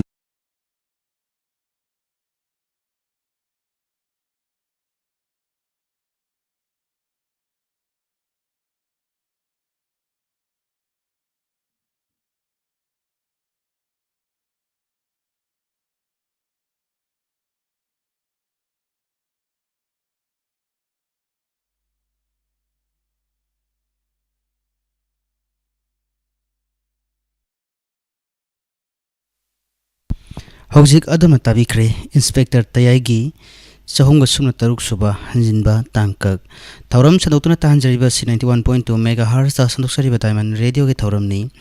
Hojik ngaki matung damuk taminasi Makhal Mathengi isai nongmai gi thauram ngasigi Makhal Mathengi isai nongmai gi thauram da thamjari sumang lila singdagi lokhachaba isai sing mathang waina khodolasigi ahan bada taminasi mangjongna na atinba break khardang lojage break ki matung damuk tabiriba sing Makhal Mathengi thauram galona ikhoi mayam punna unasi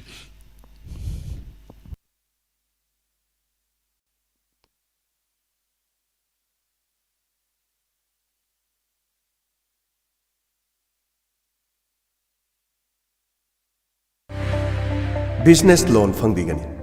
business tawbiribechini naw singi nungairaba pauje security deposit amati yaudana amadi guarantor amati yaudana business loan oina lupa lakh ama fawba lobagi khudong chaba pizari hariba sanfam asi tha gi oina singbigadabani hena khambinninglabadi office ta laktuna loan manager ga tanabiu natraga call tobiu 878 777 0432 amukana 878 777 0432 office timing ayuk ki pung 10 dagina pung 3 phawba loinana ningthau kabadagina thangja phawba hangjari office address na loan for growth Thobal Okram near Waikhomani Girls College Admission open Royal Academy